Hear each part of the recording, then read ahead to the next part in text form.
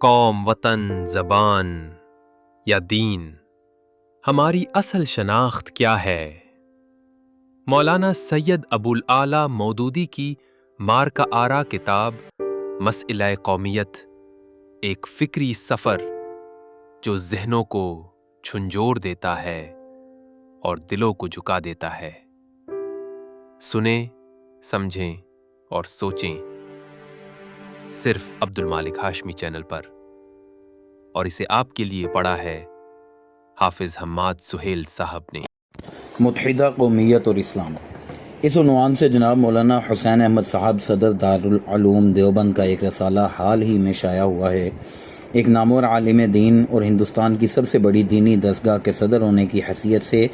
مصنف کا جو مرتبہ ہے اس کو ملحوظ خاطر رکھتے ہوئے ہمیں توقع تھی کہ اس رسالے میں قومیت کے اہم اور نہایت پیچیدہ مسئلے کی تنقیح و تحقیق خالص علمی طریقے پر کی گئی ہوگی، اور اس باب میں اسلام کا نقطہ نظر پوری طرح واضح کر دیا گیا ہوگا۔ لیکن ہمیں افسوس ہے کہ ہم نے اس رسالے کو اپنی توقعات سے اور مصنف کی ذمہ دارانہ حیثیت سے بہت فروتر پایا۔ یہ ایسا زمانہ ہے جس میں جاہلی تصورات نے ہر طرف سے اسلامی حقائق پر نزاع کر رکھا ہے اور اسلام اپنے گھر ہی میں غریب ہو رہا ہے۔ خود مسلمانوں کا یہ حال ہے کہ وہ خالص اسلامی نگاہ سے مسائل کو نہیں دیکھتے اور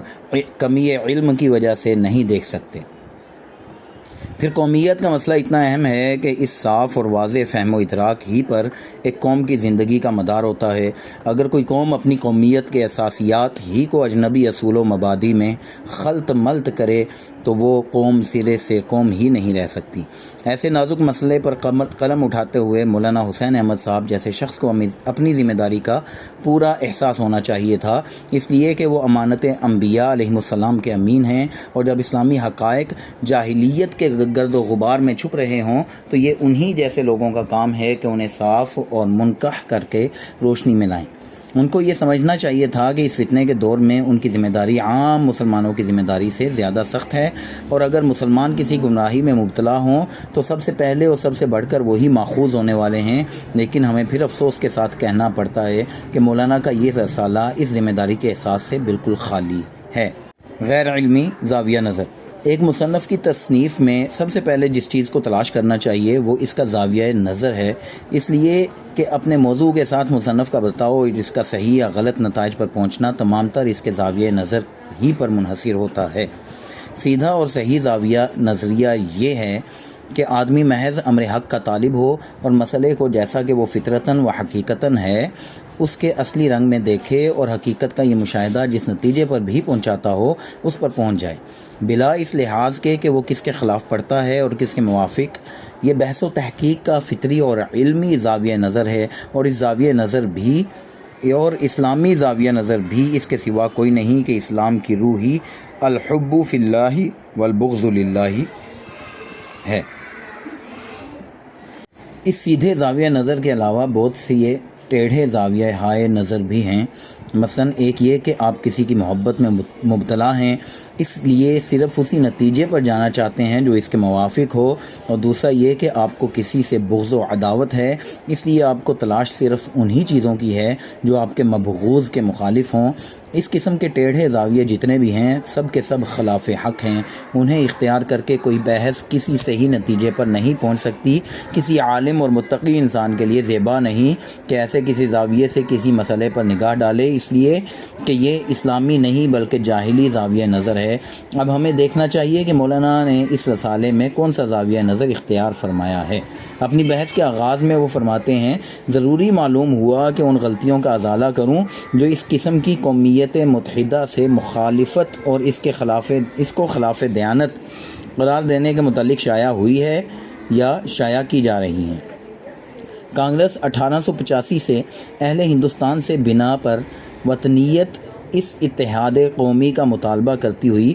بیش از پیش جد و جہد عمل میں لا رہی ہے، اور اس کی مقابل و مخالف قوتیں اس کے غیر قابل قبول ہونے بلکہ ناجائز اور حرام ہونے کی انتہائی کوششیں عمل میں لا رہی ہیں۔ یقیناً برٹش شہنشاہیت کے لیے اس سے بڑھ کر کوئی خطرناک چیز نہیں ہے۔ یہ چیز میدان میں آج سے نہیں بلکہ 1887 یا اس سے پہلے لائی گئی، اور مختلف عنوانوں سے اس کی وہی ہندوستانیوں کے دل و دماغ پر عمل میں لائی جاتی ہے۔ پھر چند سطروں کے بعد فرماتے ہیں اگرچہ بہت سے ان لوگوں سے جن کو برطانیہ سے گہرا تعلق ہے یا جن کے دماغ اور قلب برطانوی مدبرین کے سحر سے معاف ہو چکے ہیں، امید نہیں ہے کہ وہ اس کو قبول کریں گے۔ اس سلسلے میں ڈاکٹر اقبال مرحوم کے متعلق فرماتے ہیں کہ ان کی ہستی کوئی معمولی ہستی نہ تھی، وہ ایسے اور ایسے تھے مگر باوجود کمالات گوناگوں کے ساحرین برطانیہ کے سحر میں مبتلا ہو گئے تھے۔ پھر ایک طویل بحث کے بعد اپنے زاویہ نظر کا صاف صاف اظہار ان الفاظ میں کرتے ہیں، ہندوستانیوں کا وطنیت کی بنا پر متحدہ قومیت بنا لینا انگلستان کے لیے جس قدر خطرناک ہے وہ ہم نے پروفیسر سیلے کے مقالہ سے نقل کی ہے، جس سے معلوم ہوتا ہے کہ یہ جذبہ ضعیف سے ضعیف بھی اگر ہندوستانیوں میں پیدا ہو جائے تو اگرچہ ان میں انگریزوں کے نکالنے کی طاقت موجود نہ بھی ہو، مگر فقط اس وجہ سے کہ ان میں یہ خیال جاگزین ہو جائے کہ اجنبی قوم کے ساتھ ان کے لیے اشتراک عمل شرمناک امر ہے، انگریزی شہنشاہیت کا خاتمہ ہو جائے گا۔ آگے چل کر ایک حیرت انگیز رائے کا اظہار فرماتے ہیں جسے پڑھ کر آدمی ششدر رہ جاتا ہے کہ کیا یہ کسی متقی عالم کی تحریر ہو سکتی ہے؟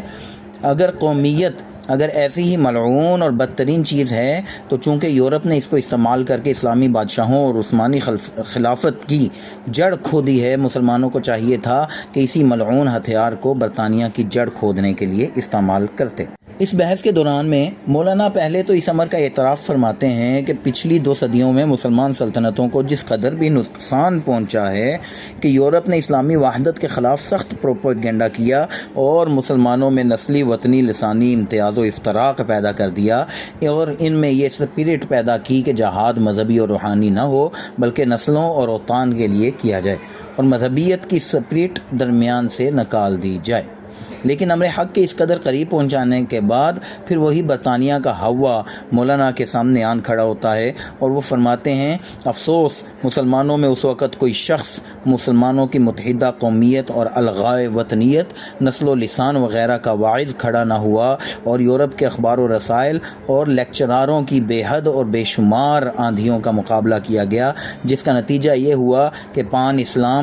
اسلامزم ایک قصہ پارینہ ہو کر فنا کے گھاٹ اتر گیا اور ممالک اسلامیہ یورپین اقوام کے لیے لقمہ تر بن کر رہ گئے۔ اب جب کہ مسلمانوں کو افریقہ، یورپ، ایشیا وغیرہ میں پارا پارا کر کے فنا کی گود میں ڈال دیا گیا ہے تو ہم کو کہا جاتا ہے کہ اسلام صرف ملی اتحاد کی تعلیم دیتا ہے، وہ کسی غیر مسلم جماعت سے متحد نہیں ہو سکتا اور نہ کسی غیر مسلم قوم کے ساتھ متحدہ قومیت بنا سکتا ہے۔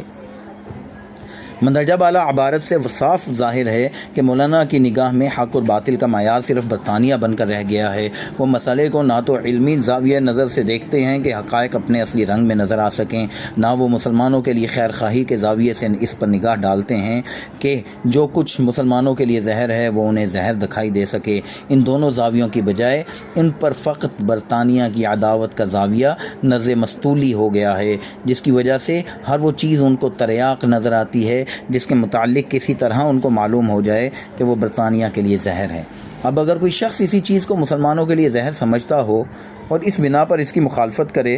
تو وہ ان کے نزدیک برطانیہ پرست کے سوا کچھ اور ہو ہی نہیں سکتا، کیونکہ ان کو مسلمانوں کی زندگی سے اتنی دلچسپی نہیں جتنی برطانیہ کی موت سے ہے، اور جب یہ بات ان کے دل میں بیٹھ چکی ہے کہ متحدہ قومیت برطانیہ کے لیے مہلک ہے تو جو شخص اس کی مخالفت کرتا ہے وہ برطانیہ پرست کے سوا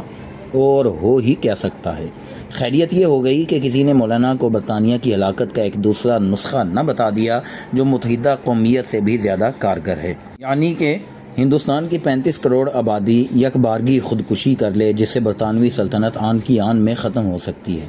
یہ تیز بہدف تدبیر اگر مولانا کے دل میں بیٹھ جاتی تو وہ بے تکلف فرماتے کہ جو شخص ہندوستان کے باشندوں کو خودکشی سے روکتا ہے وہ برطانیہ پرست ہے۔ خودکشی اگر ملعون اور بدترین فعل سے ہی مگر جب کہ اس سے برطانیہ کی جڑ کھودی جا سکتی ہے تو فرض ہو جاتا ہے کہ اس فعل قبیح کا ارتکاب کیا جائے۔ ایسی ہی باتوں سے یہ راز سمجھ میں آتا ہے کہ دین میں الحب فی اللہ والبغض فی اللہ کو معیار حق کیوں قرار دیا گیا ہے۔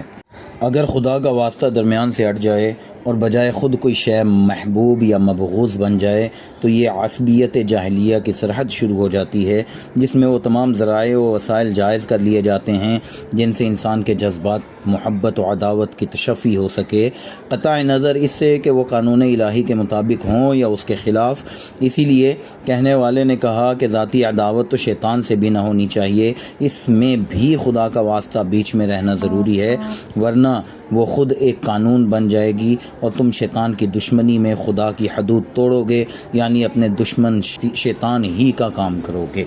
اثبات مدعا کے لیے حقائق سے چشم پوشی۔ اسی ذہنیت کا نتیجہ ہے کہ مولانا اپنے مدعا کو ثابت کرنے کے لیے تاریخ کے مشہور اور بین واقعات کو بھی صاف نظر انداز کر جاتے ہیں۔ یورپ جب مسلمانوں میں نسلی، وطنی اور لسانی قومیتوں کی تبلیغ کر رہا تھا تو کیا مسلمانوں میں کوئی اس کا مقابلہ کرنے کے لیے کھڑا نہیں ہوا؟ کیا ٹیپو سلطان، جمال الدین افغانی، مفتی محمد عبدہ، مصطفیٰ کامل مصری، امیر شکیب ارسلان، انور پاشا، جلال نوری بے، شبلی نعمانی، سید سلیمان ندوی، محمود الحسن، محمد علی، شوکت علی، اقبال، ابوالکلام، کیا کسی کا نام بھی مولانا نے نہیں سنا؟ کسی کے کارنامے ان تک نہیں پہنچے؟ کیا ان میں سے کسی نے بھی مسلمانوں کو متنبہ نہیں کیا کہ یہ جاہلیت کی تفریق تم کو تباہ کرنے کے لیے برپا کرائی جا رہی ہے؟ شاید مولانا ان سوالات کا جواب نفی میں نہ دیں گے، مگر وہ ان سب واقعات کی طرف سے آنکھیں بند کر کے فرماتے ہیں کہ افسوس، مسلمانوں میں اس وقت کوئی مسلمانوں کی متحدہ قومیت کا واعظ کھڑا نہ ہوا۔ ایسا غلط دعویٰ کرنے کی آخر ضرورت کیا تھی؟ مقصود صرف یہ ثابت کرنا تھا کہ پہلے مسلمانوں کی قومی وحدت برطانوی مفاد کے خلاف تھی، اس لیے سب مسلمان نسلی، وطنی اور لسانی امتیازات پھیلانے میں لگے ہوئے تھے، اور اب اسلامی وحدت برطانوی اغراض کے لیے مفید ہو گئی ہے، اس لیے اس کا واعظ ابھی شروع ہوا ہے۔ لہذا ثابت ہوا کہ وطن پرستی کے مخالف سب کے سب برطانیہ پرست ہیں، اور محض ساحر برطانیہ کا سحر ان کے اندر بول رہا ہے۔ یہ ہے نتیجہ عصبیت جاہلیہ کا۔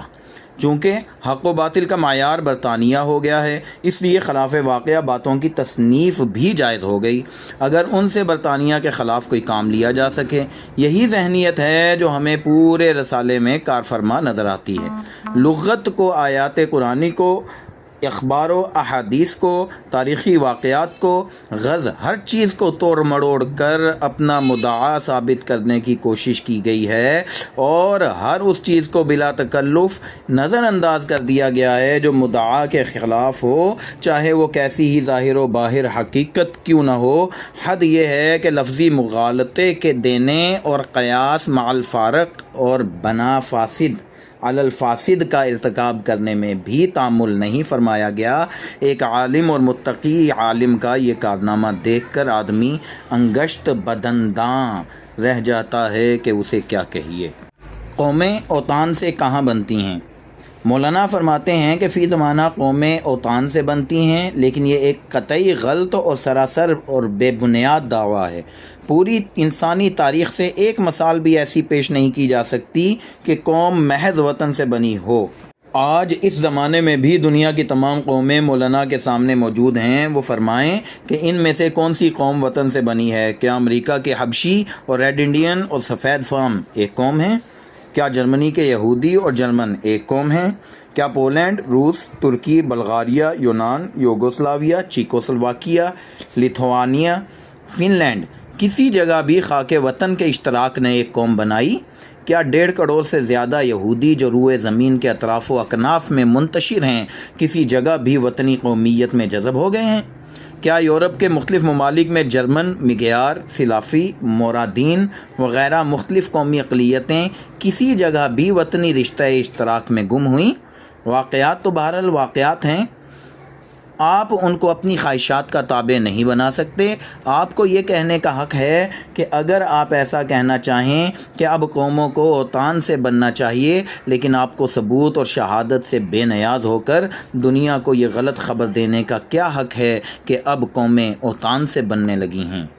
ہاتو برہانکم ان کنتم صادقین۔ اس میں شک نہیں کہ ایک ملک کے باشندوں کو باہر والے ان کے ملک کی طرف منسوب کرتے ہیں، مگر امریکن خواہ حبشی ہو یا فرنگی، باہر والے اس کو امریکن ہی کہیں گے۔ مگر کیا اس سے یہ حقیقت بدل جاتی ہے کہ امریکہ میں دو الگ الگ قومیں ہیں نہ کہ ایک قوم؟ یہ بھی صحیح ہے کہ بین الاقوامی تعلقات میں ایک شخص اصطلاحاً اس سلطنت کا نیشنل کہلاتا ہے جس کی وہ رعایا ہو۔ مثلا اگر مولانا حسین احمد صاحب بیرون ہند تشریف لے جائیں تو ان کو برٹش نیشنلٹی سے منسوب کیا جائے گا، لیکن کیا یہ اصطلاحی قومیت حقیقت میں بھی مولانا کی قومیت بدل دے گی؟ پھر بھلا علمی حیثیت سے اس استدلال کی کیا وقعت ہو سکتی ہے کہ اس وطن کے رہنے والے کی حیثیت سے سب عیسائی، پارسی وغیرہ ایک ہی شمار ہوتے ہیں؟ شمار ہونے اور فی الواقع ہونے میں بڑا فرق ہے۔ ایک دوسرے کے لیے نہ تو دلیل بنایا جا سکتا ہے اور نہ یہ کہا جا سکتا ہے کہ ان کو فی الواقع وہی ہونا چاہیے جیسے وہ شمار کیے جاتے ہیں۔ لغت اور قرآن سے غلط استدلال۔ اس کے بعد مولانا لغت عربی کی طرف رجوع فرماتے ہیں اور شواہد سے یہ ثابت کرتے ہیں کہ عربی زبان میں قوم کے معنی ہیں مردوں کی جماعت یا مردوں اور عورتوں کا مجموعہ، یا ایک شخص کے اقربا یا دشمنوں کی جماعت۔ اس کا ثبوت انہوں نے آیات قرآنی سے بھی پیش فرمایا ہے، مثلا وہ آیات جن میں کفار کو نبی کی یا مسلمانوں کی قوم قرار دیا گیا ہے جو صریحاً تیسرے اور چوتھے معنی پر دلالت کرتا ہے، یا وہ آیات جن میں لفظ قوم پہلے یا دوسرے معنوں میں مستعمل ہوا ہے۔ لیکن اس پوری بحث میں مولانا کو ایک مرتبہ بھی یہ خیال نہ آیا کہ اس وقت جو بحث درپیش ہے وہ لفظ قوم کے لغوی معنی قدیم معنی سے متعلق نہیں ہے بلکہ موجودہ زمانے کی اصطلاح سے تعلق رکھتی ہے۔ جواہر لال اور سید محمود لغت عرب اور قرآنی زبان میں کلام نہیں کرتے، نہ کانگریس کی کارروائیوں میں یہ پرانی زبان استعمال ہوتی ہے۔ ان کے الفاظ کا تو وہی مفہوم ہے اور وہی ہو سکتا ہے جو آج کل ان سے مراد لیا جاتا ہے۔ آج کل اردو زبان میں قوم اور قومیت کے الفاظ انگریزی زبان کے الفاظ نیشن اور نیشنلٹی کے مقابلے میں بولے جاتے ہیں، جن کی تشریح لارڈ برائس نے اپنی کتاب بین الاقوامی تعلقات میں بدین الفاظ کی ہے۔ ایک قومیت سے مراد اشخاص کا ایسا مجموعہ جس کو چند مخصوص جذبات نے ملا کر باہم مربوط کر دیا ہو۔ ان میں سے بڑے اور طاقتور جذبے دو ہیں، ایک جذبہ نسل، دوسرا جذبہ دین۔ لیکن ایک مشترک زبان کے استعمال اور مشترک لٹریچر سے دلچسپی اور زمانہ ماضی کے مشترک قومی کارناموں اور مشترک مصائب کی یاد اور مشترک رسوم و عوائد، مشترک تخیلات و افکار اور مشترک مقاصد اور حوصلوں کا بھی اس احساس جمعیت کی پیدائش میں بہت کچھ دخل ہوتا ہے۔ کبھی یہ سب رابطے یکجا موجود ہوتے ہیں اور مجموعہ افراد کو بستہ و پیوستہ رکھتے ہیں، اور کبھی ان میں سے بعض رابطے موجود نہیں ہوتے لیکن قومیت پھر بھی موجود ہوتی ہے۔ اس کی تشریح اخلاق و ادیان کی دائرۃ المعارف میں یوں کی گئی ہے: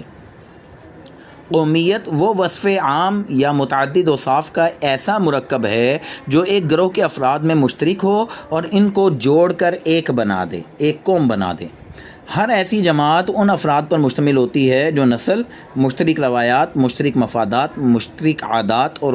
رسوم، مشترک زبان کے رابطوں سے باہم مربوط ہوتے ہیں۔ ان سب سے اہم رابطہ ان کے درمیان یہ ہوتا ہے کہ وہ باہم ایک دوسرے کو اچھی طرح سمجھتے ہیں، بلا ارادہ ایک دوسرے کے ساتھ وابستہ ہوتے ہیں، اور ان کے درمیان مختلف حیثیات سے الفت و موانست ہوتی ہے۔ غیر قوم کا آدمی ان کو غیر اور اجنبی محسوس ہوتا ہے، اس لیے کہ اس کی دلچسپیاں اور اس کی عادات انہیں نرالی معلوم ہوتی ہیں، اور ان کے لیے اس کے انداز طبیعت اور اس کے خیالات و جذبات کو سمجھنا بہت مشکل ہوتا ہے۔ اسی وجہ سے قدیم زمانے کے لوگ غیر قوم والوں کو شبہ کی نظر سے دیکھتے تھے، اور اسی وجہ سے آج کا مہذب آدمی بھی غیر قوم والے کی عادات اور طرز زندگی کو اپنے مزاج کے خلاف پا کر ناک بھون چڑھاتا ہے۔ کیا کوئی شخص کہہ سکتا ہے کہ قرآن مجید نے اس معنی میں کفار و مشرکین اور مسلمانوں کا ایک قومیت میں جمع ہونا جائز رکھا ہے؟ یا کوئی نبی دنیا میں کبھی اس غرض کے لیے بھی بھیجا گیا ہے کہ مومن اور غیر مومن سب کو اس معنی میں ایک قوم بنائے؟ اگر نہیں تو یہ فضول لغوی بحث آخر کیوں چھیڑی جاتی ہے؟ لفظ اپنے معنی تاریخ کے دوران میں بار بار بدلتا ہے۔ کل ایک لفظ کسی معنی میں استعمال ہوتا تھا، آج کسی اور معنی میں ہوتا ہے۔ اب یہ لفظ مغالطہ نہیں تو اور کیا ہے کہ آپ معنوی تغیرات کو نظر انداز کر کے یہ ثابت کرنے کی کوشش فرمائیں کہ قرآن کی روح سے قومیت میں اشتراک مسلم اور کافر کا ہو سکتا ہے۔ درا حال ہے کہ قومیت کا مفہوم قرآن کی زبان میں تھا، اس کو آج کے مفہوم سے ذرہ برابر کوئی علاقہ نہیں۔ متقدمین نے مکروہ اور حرام میں اصطلاحی فرق نہیں کیا تھا، اس لیے اکثر مقامات پر ان کی عبارتوں میں مکروہ بمعنی حرام مستعمل ہوا ہے۔ لیکن اب جب کہ ممنوعیت کہ ان دونوں مدارج کے لیے الگ الگ اصطلاحیں بن چکی ہیں، اگر کوئی شخص کسی حرام کو محض مکروہ بمعنی اصطلاحی ٹھہرائے اور حجت کے طور پر سلف کی کوئی عبارت پیش کرے تو کیا یہ مغالطے کے سوا اور کچھ ہوگا؟ اسی طرح لفظ قومیت بھی اصطلاح بن چکا ہے۔ اب مسلم و کافر کے لیے مشترک قومیت کا لفظ استعمال کرنا اور معترض کا منہ بند کرنے کے لیے اس لفظ کے پرانے استعمالات کو حجت میں پیش کرنا بھی محض ایک مغالطہ ہے اور اس کے سوا کچھ نہیں۔ ایک اور لفظی مغالطہ آگے چل کر مولانا دعویٰ فرماتے ہیں کہ نبی صلی اللہ علیہ وسلم نے مدینہ طیبہ میں یہود اور مسلمانوں کی متحدہ قومیت بنائی تھی، اور اس کے ثبوت میں وہ معاہدہ پیش کرتے ہیں جو ہجرت کے بعد حضور اکرم صلی اللہ علیہ وسلم اور یہودیوں کے درمیان ہوا تھا۔ اس معاہدے میں کہیں یہ فقرہ مولانا کے ہاتھ میں آ گیا کہ وَأَنَّ يَهُودَ بنی عوف أُمَّةٌ مع المؤمنین، بنی عوف کے یہودی مسلمانوں کے ساتھ ایک امت ہوں گے۔ بس یہ فقرہ کہ یہودی اور مسلمان ایک امت ہوں گے، یہ دعویٰ کرنے کے لیے کافی سمجھ لیا گیا کہ آج بھی مسلمانوں اور غیر مسلموں کی متحدہ قومیت بن سکتی ہے۔ لیکن یہ پھر لفظی مغالطہ ہے۔ لغت عرب میں امت سے مراد وہ جماعت ہے جس کو کوئی چیز جمع کرتی ہو۔ اس لحاظ سے اگر دو مختلف قومیں کسی ایک مشترک مقصد کے لیے عارضی طور پر متفق ہو جائیں تو ان کو بھی ایک امت کہا جا سکتا ہے۔ چنانچہ صاحب لسان العرب لکھتے ہیں وَقَوْلُهُ فِي الْحَدِيثِ أَنَّ يَهُودَ بَنِي عَوْفَ أُمَّةٌ مَعَ الْمُؤْمِنِينَ يُرِيدُ أَنَّهُمْ بِالصُّلْحِ الَّذِي وَقَعَ بَيْنَهُمْ وَبَيْنَ الْمُؤْمِنِينَ كَجَمَاعَةٍ مِّنْهُمْ كَلِمَتُهُمْ وَأَيْدِيهِمْ وَاحِدَةٌ۔ حدیث میں رسول اللہ صلی اللہ علیہ وآلہ وسلم کا یہ ارشاد کہ ان یہود بنی عوف امۃ من المؤمنین، اس سے مراد ہے کہ یہودیوں اور مسلمانوں کے درمیان جو صلح واقع ہوئی ہے اس کی وجہ سے وہ گویا مسلمانوں ہی کی ایک جماعت ہو گئے ہیں اور ان کا معاملہ واحد ہے۔ اس لغوی امت کو آج کی اصطلاحی متحدہ قومیت سے کیا واسطہ؟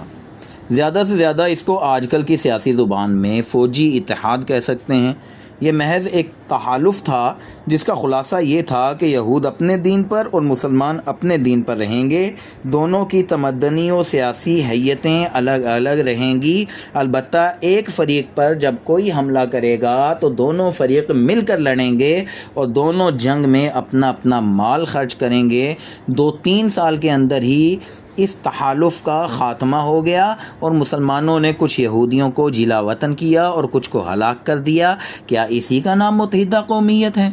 کیا کسی معنی میں بھی یہ چیز اس متحدہ قومیت سے مماثلت رکھتی ہے جو اس وقت معرض بحث میں ہے؟ کیا وہاں کوئی مشترک مجلس قانون ساز بنائی گئی تھی اور یہ طے ہوا تھا کہ یہودی اور مسلمان ایک مجموعہ ہوں گے اور اس مجموعے میں سے جس کی اکثریت ہوگی وہی مدینہ پر حکومت کرے گا اور اسی کے منظور کیے ہوئے قوانین مدینہ میں نامزد ہوں گے؟ کیا وہاں مشترک عدالتیں قائم ہوئی تھیں جن میں یہودیوں اور مسلمانوں کے قضاء یا یکجا اور ایک ہی ملکی قانون کے تحت فیصلہ ہوتا ہو؟ کیا وہاں کوئی وطنی کانگریس بنائی گئی تھی جس میں یہودی اکثریت کا منتخب کیا ہوا ہائی کمانڈ اپنی انگلیوں پر یہودی اور مسلمانوں سب کو رقص کرواتا ہو؟ کیا وہاں رسول اللہ صلی اللہ علیہ وسلم سے معاہدہ کرنے کی بجائے کعب بن اشرف اور عبداللہ بن ابی براہ راست افراد مسلمین سے ماس کانٹیکٹ کرنے آئے تھے؟ کیا وہاں بھی ورد ہا اسکیم کے طرز کی کوئی تعلیمی تصنیف کی گئی تھی تاکہ مسلمان اور یہودی بچے ایک مشترک سوسائٹی بنانے کے لیے تیار کیے جائیں اور ان کو یہودیت اور اسلام کی صرف مشترک سچائیاں ہی پڑھائی جائیں؟ کیا وہاں بھی کسی ابو رافع نے صومعہ اسکیم تمام اہل مدینہ کے لیے بنائی تھی اور رسول اللہ صلی اللہ علیہ وسلم نے ان تعلیمی صومعوں میں مسلمان بچوں کو بھیجا جانا قبول فرما لیا تھا؟ مولانا آخر فرمائیں تو کہ جس متحدہ قومیت کو وہ رسول خدا صلی اللہ علیہ وسلم کی طرف منسوب کر رہے ہیں، اس میں آج کل کی متحدہ قومیت کے عناصر ترکیبی میں سے کون سا عنصر پایا جاتا تھا؟ اگر وہ کسی ایک عنصر کا بھی پتہ نہیں دے سکتے تو میں یقین کے ساتھ کہتا ہوں کہ ہرگز نہیں دے سکتے، تو کیا مولانا کو خدا کا خوف نہیں کہ محض امت من المؤمنین یا امت مع المؤمنین کے الفاظ معاہدہ نبوی میں دیکھ کر مسلمانوں کو باور کرانا چاہتے ہیں؟ ویسی متحدہ قومیت کل نبی صلی اللہ علیہ وسلم بھی بنا چکے ہیں، لہٰذا آؤ اور اطمینان سے اس میں جذب ہو جاؤ۔ الفاظ کا سہارا لے کر مولانا نے اپنا مدعا ثابت کرنے کی کوشش تو بہت خوبی کے ساتھ کر دی، مگر انہیں یہ خیال نہ آیا کہ حدیث کے الفاظ کو مفہوم نبوی صلی اللہ علیہ وسلم کے خلاف دوسرے مفہوم پر چسپاں کرنا اور مفہوم کو نبی کی طرف منسوب کر دینا من کذب علی متعمدن کی زد میں آ جاتا ہے۔ مولانا خود ایک جلیل القدر عالم اور محدث ہیں، میں ان سے پوچھتا ہوں کہ اگر کوئی حدیث عائشہ کان النبی یقبل ویباشر وہو صائم کے لفظ مباشرت کو اردو کے معروف معنوں میں لے لے اور اس سے یہ استدلال کرے کہ روزے میں مباشرت کرنا نعوذ باللہ سنت سے ثابت ہے، لہٰذا سب مسلمانوں کو روزے میں مباشرت کرنی چاہیے، تو آپ اس پر کیا حکم لگائیں گے؟ دونوں استدلالوں کی نوعیت ایک ہے، لہٰذا ان کا حکم بھی ایک ہی ہونا چاہیے، اور کوئی وجہ نہیں کہ مستدل کی شخصیت کو دیکھ کر اس باب میں رعایت کی جائے، بلکہ اگر مستدل ان لوگوں میں سے ہے جن کی طرف مسلمان اعتماد اور بھروسے کے ساتھ اپنے دین کا علم حاصل کرنے کے لیے رجوع کرتے ہیں تو معاملہ اور زیادہ اشد ہو جاتا ہے۔ جب شفا خانہ ہی سے زہر تقسیم ہونے لگے تو امرت کہاں تلاش کیا جائے؟ بنا فاسد علی الفاسد۔ پھر مولانا اس متحدہ قومیت کے جواز میں ایک اور دلیل پیش فرماتے ہیں، اور وہ یہ ہے، ہم روزانہ مفاد ہائے مشترکہ کے لیے حیات اجتماعیہ بناتے ہیں اور ان میں نہ صرف شریک ہوتے ہیں بلکہ ان کی ممبری اور شرکت کے لیے انتہائی جدوجہد کرتے ہیں۔ Town area, notified area, municipal board, district board, کونسلات، اسمبلیاں، ایجوکیشنل ایسوسی ایشن اور اس قسم کی سینکڑوں ایسوسی ایشنیں اور انجمنیں ہیں جو کہ انہی اصولوں اور قواعد سے عبارت ہیں جو کہ خاص مقاصد کے ماتحت حیات اجتماعیہ کے لیے بنائے گئے ہیں۔ تعجب ہے کہ ان میں حصہ لینا اور مکمل یا غیر مکمل جدوجہد کرنا ممنوع نہیں قرار دیا جاتا، مگر اسی قسم کی کوئی انجمن اگر آزادی ملک اور برطانوی اقتدار کے خلاف قائم ہو تو وہ حرام، خلاف دیانت، خلاف تعلیمات اسلامیہ اور خلافت عقل و دانش وغیرہ ہو جاتی ہے۔ یہ بنا فاسد علی الفاسد ہے، ایک گناہ کو جائز فرض کر کے اس کی حجت پر مولانا اسی قسم کے دوسرے گناہ کو جائز ثابت کرنا چاہتے ہیں، حالانکہ دونوں میں ایک ہی علت حرمت پائی جاتی ہے اور مقیس و مقیس علیہ دونوں ناجائز ہیں، تا وقت کہ یہ علت ان سے دور نہ ہو جائے۔ علماء کرام مجھے معاف فرمائیں، میں صاف کہتا ہوں کہ ان کے نزدیک کونسلوں اور اسمبلیوں کی شرکت کو ایک دن حرام اور دوسرے دن حلال کر دینا ایک کھیل بن گیا ہے، اس لیے ان کی تحلیل و تحریم حقیقت النفس الامری کے ادراک پر تو مبنی ہے نہیں، محض گاندھی جی کی جنبش لب کے ساتھ ان کا فتویٰ گردش کیا کرتا ہے۔ لیکن میں اسلام کے غیر تغیر پذیر اصولوں کی بنا پر یہ کہتا ہوں کہ ہر اس اجتماعی حیت کو تسلیم کرنا مسلمانوں کے لیے ہمیشہ گناہ رہے گا جس کا دستور انسانوں کو اس امر کا اختیار دیتا ہو کہ وہ ان مسائل کے متعلق قانون بنائیں یا ان مسائل کا تصفیہ کریں جن پر خدا اور اس کا رسول پہلے اپنا ناطق فیصلہ دے چکا ہے، اور یہ گناہ اس صورت میں اور زیادہ شدید ہو جاتا ہے جب کہ ایسے اختیارات رکھنے والی اجتماعی حیت میں اکثریت غیر مسلموں کی ہو اور فیصلہ کا مدار کثرت رائے پر ہو۔ ان اجتماعی حیتوں کے حدود اختیار رد عمل کو خدا کی شریعت کے حدود سے الگ کر دینا مسلمانوں کا اولین فرض ہے، اور اصلی جنگ آزادی ان کے لیے یہی ہے۔ اگر یہ حدود الگ ہو جائیں تو البتہ کسی ایسی جماعت سے دوستی یا معاہدہ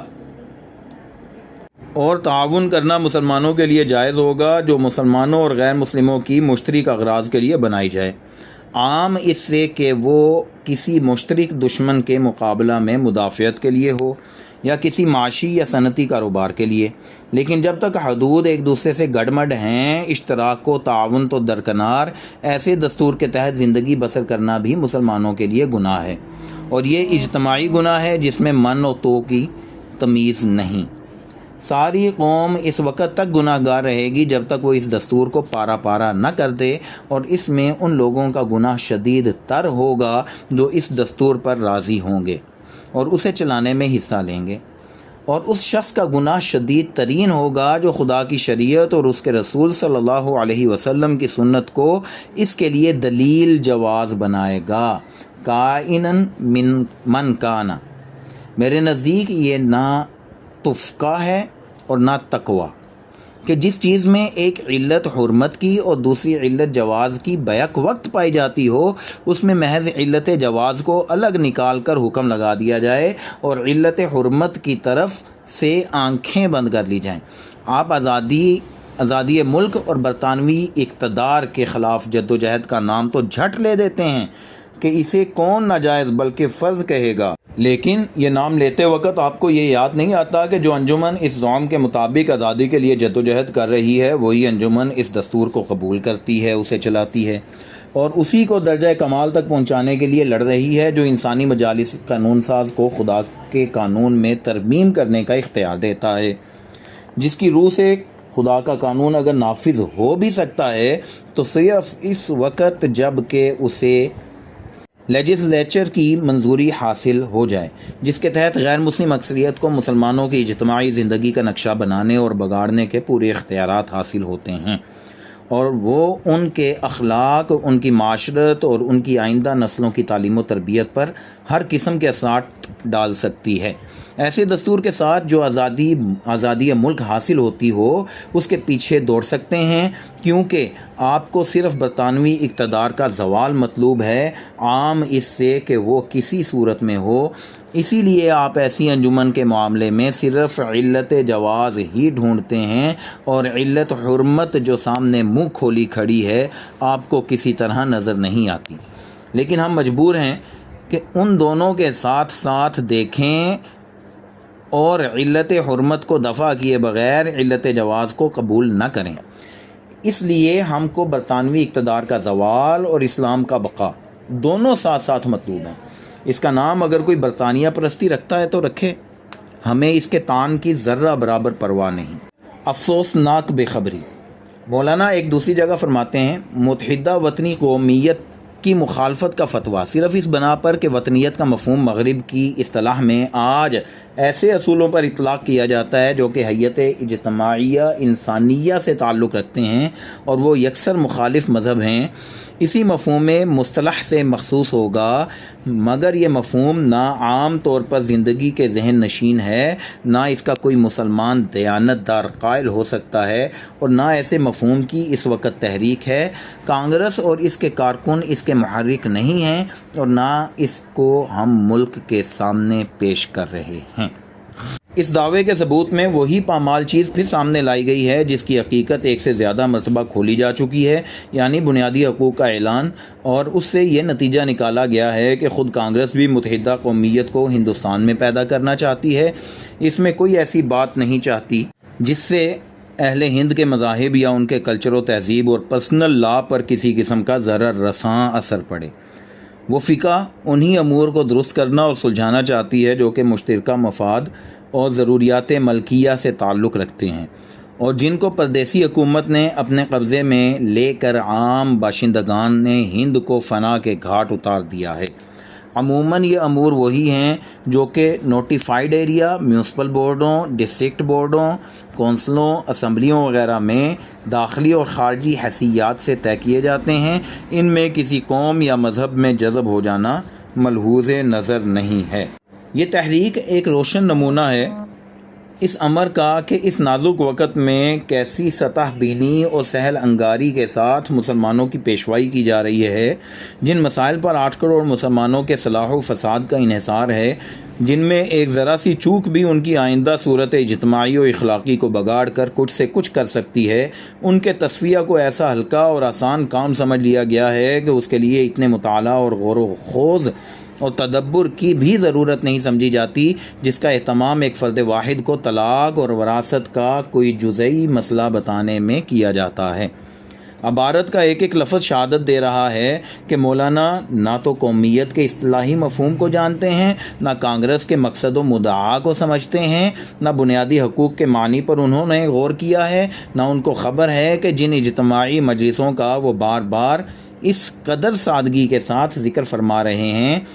ان کے حدود اختیار و عمل موجودہ دستور کے تحت کن کن راہوں سے اس دائرے میں نفوذ کرتے ہیں جس کو تہذیب و تمدن اور عقائد و اخلاق کا دائرہ کہا جاتا ہے۔ حد یہ ہے، اور یہ بات میں خوب سوچ سمجھ کے کہہ رہا ہوں کہ مولانا بائیں ہما علم و فضل، کلچر، تہذیب، پرسنل لا وغیرہ الفاظ بھی جس طرح استعمال کر رہے ہیں، اس سے صاف ظاہر ہو رہا ہے کہ وہ ان کے معنی و مفہوم سے ناآشنا ہیں۔ میری یہ صاف گوئی ان حضرات کو یقیناً بہت بری معلوم ہوگی جو رجال کو حق سے پہچاننے کی بجائے حق کو رجال سے پہچاننے کے خوگر ہیں،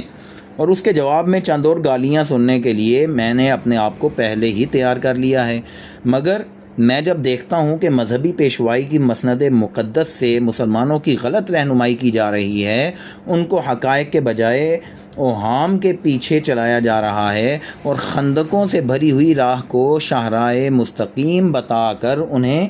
اس کی طرف دھکیلا جا رہا ہے، تو میں کسی طرح اس پر صبر نہیں کر سکتا۔ کوشش بھی کروں تو میرے اندر اس پر صبر کی طاقت نہیں ہے، لہٰذا مجھے اسی پر راضی ہونا چاہیے کہ جو میری صاف گوئی پر ناراض ہوتا ہے تو ہو جائے۔ وَأُفَوِّضُ أَمْرِي إِلَى اللَّهِ۔ وطنی قومیت کا حقیقی مدعا۔ معنی قومیت کی تشریح کے لیے ان عبارات پر پھر ایک نظر ڈال لیجئے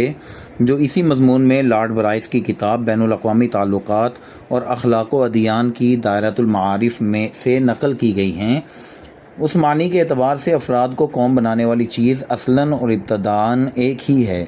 اور وہ کوئی ایسا جاذبہ ہے جو ان سب میں روح بن کر پھیل جائے اور ان کو ایک دوسرے سے مربوط کر دے۔ لیکن محض اس جاذبہ کا موجود ہونا قوم بنانے کے لیے کافی ہے، بلکہ اس کو اتنا طاقتور ہونا چاہیے کہ وہ تمام ان داعیات کو دبا دے جو افراد کو یا افراد کے چھوٹے چھوٹے مجموعوں کو ایک دوسرے سے الگ کرنے والے ہوں۔ اس لیے کہ علیحدہ کرنے والی چیز اگر جوڑنے والے جاذبے کی مزاحمت کرنے کے لیے کافی مضبوط ہو تو وہ جوڑنے کے عمل میں کامیاب نہیں ہو سکتا، یا با الفاظ دیگر قوم نہیں بنا سکتا۔ علاوہ بری تشکیل قومیت کے لیے زبان، ادب، تاریخی روایات، رسوم و عادات، معاشرت اور طرز زندگی، افکار و تخیلات، معاشی مفاد اور مادی اغراض کی مدد بھی درکار ہوتی ہے۔ یہ سب چیزیں ایسی ہونی چاہیے جو اس جوڑنے والے جذبے کی فطرت سے مناسبت رکھتی ہوں، یعنی ان کے اندر کوئی عنصر ایسا نہ ہو جو علیحدگی کے احساس کو زندہ رکھنے والا ہو، اس لیے کہ یہ سب کی سب ایسی طاقتیں ہیں جو افراد کو مجتمع کرنے میں اثر رکھتی ہیں، اور جوڑنے کے عمل میں اس کلمہ جامعہ کی مددگار صرف اسی طرح ہو سکتی ہیں کہ ان سب کا میلان اسی مقصود کی طرف ہو جو اس کلمہ جامعہ کا مقصود ہے، ورنہ بصورت دیگر یہ دوسرے ڈھنگ پر جماعت سازی کریں گی اور قوم بنانے کا عمل ناقص رہے گا۔ اب غور کیجئے کہ جس ملک میں اس معنی کے لحاظ سے مختلف قومیں رہتی ہوں، ان کو متفق کرنے کی کیا صورتیں ممکن ہیں؟ آپ جتنا بھی غور کریں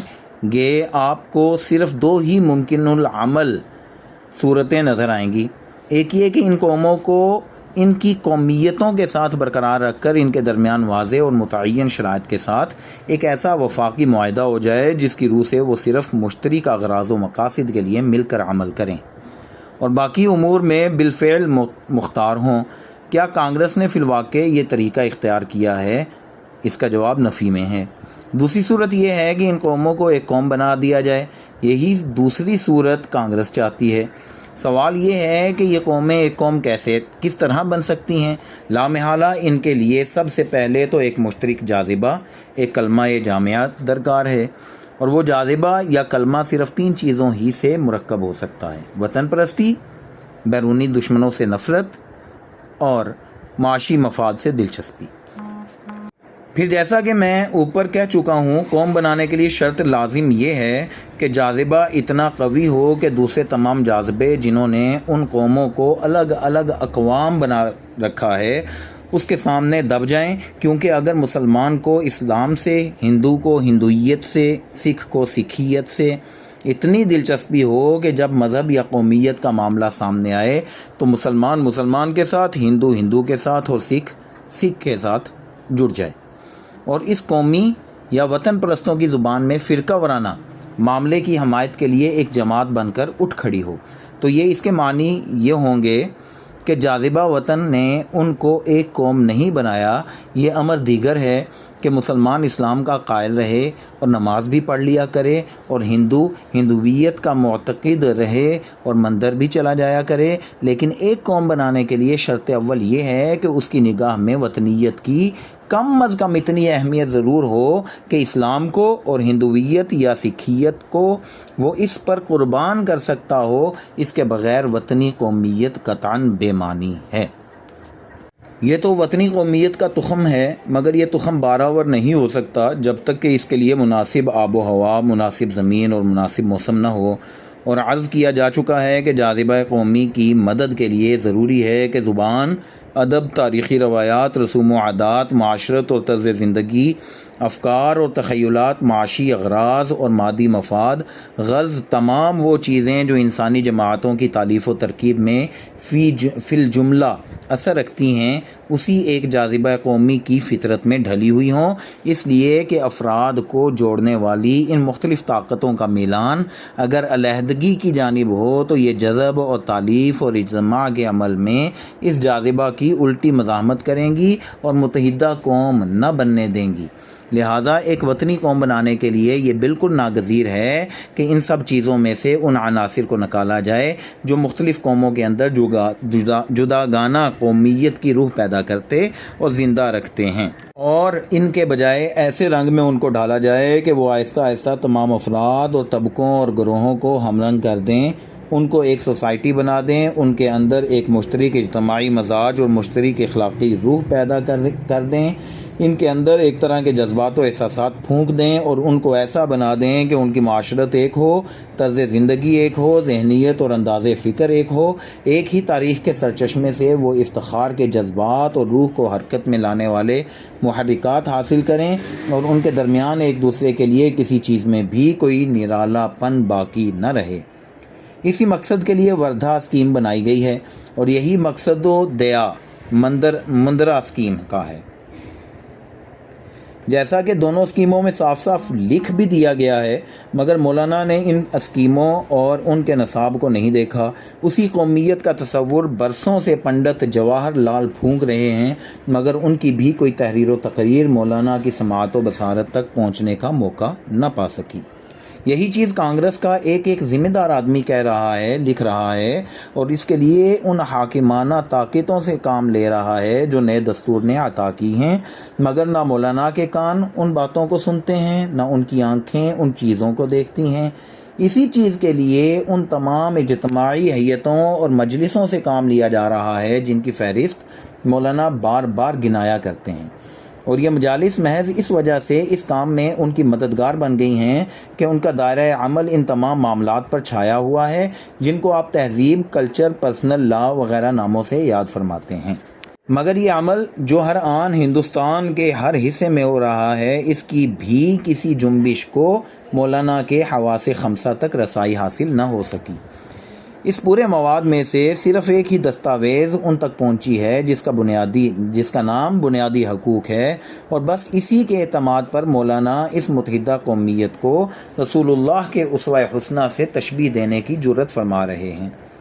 حالانکہ ان بنیادی حقوق کی حیثیت ملکہ وکٹوریہ کے مشہور اعلان سے کچھ بھی مختلف نہیں ہے، اور مغربی ڈپلومیسی کی ایسی چالوں کا رشتہ رسول پاک صلی اللہ علیہ وسلم کے عمل سے جوڑنے کی جسارت ہم جیسے گناہ گاروں کے بس کی تو بات نہیں۔ ہاں،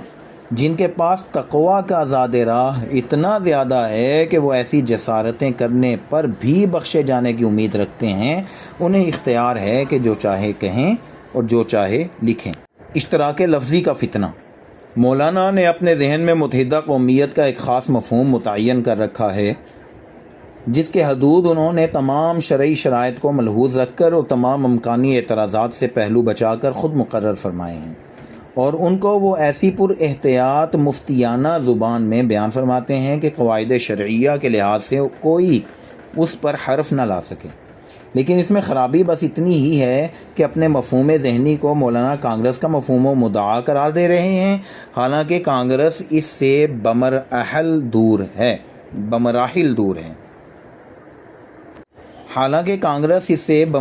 دور ہے۔ اگر مولانا صرف اتنا کہنے پر اکتفا کرتے کہ متحدہ قومیت سے میری مراد یہ ہے تو ہمیں ان سے جھگڑا کرنے کی ضرورت نہ تھی، لیکن وہ آگے قدم بڑھا کر فرماتے ہیں کہ نہیں، کانگریس کی مراد بھی یہی ہے، اور کانگریس بالکل نبی کریم صلی اللہ علیہ وسلم کے اسوہ حسنہ پر چل رہی ہے، اور مسلمانوں کو مامون و مطمئن ہو کر اپنے آپ کو اس متحدہ قومیت کے حوالے کر دینا چاہیے جسے کانگریس بنانا چاہتی ہے۔ یہیں سے ہمارے اور ان کے درمیان نزاع کا آغاز ہوتا ہے۔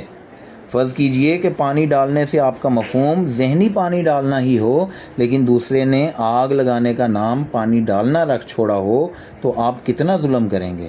اگر اختلاف معنی کو نظر انداز کر کے لوگوں کو مشورہ دینے لگیں کہ اپنا گھر اس شخص کے حوالے کر دو جو پانی ڈالنے کے لیے کہتا ہے، ایسے ہی موقع کے لیے تو قرآن مجید میں ہدایت کی گئی تھی کہ جب ایک لفظ ایک صحیح معنی اور ایک غلط معنی میں مشترک ہو جائے تو تم دیکھو کہ اعدائے دین اس اشتراک لفظی سے فائدہ اٹھا کر فتنہ برپا کر رہے ہیں، تو ایسے لفظ ہی کو چھوڑ دو۔ یا ایھا الذین آمنوا لا تقولوا راعنا وقولوا انظرنا واسمعوا وللکافرین عذاب علیم، سورہ بقرہ۔ لہٰذا مولانا کو اپنے مفہوم ذہنی کے لیے تحالف یا وفاق یا اسی قسم کے کوئی مناسب لفظ استعمال کرنا چاہیے تھا، اور اس وفاق یا تحالف کو بھی اپنی تجویز کی حیثیت سے پیش کرنا چاہیے تھا، نہ اس حیثیت سے کہ یہ کانگریس کا عمل ہے۔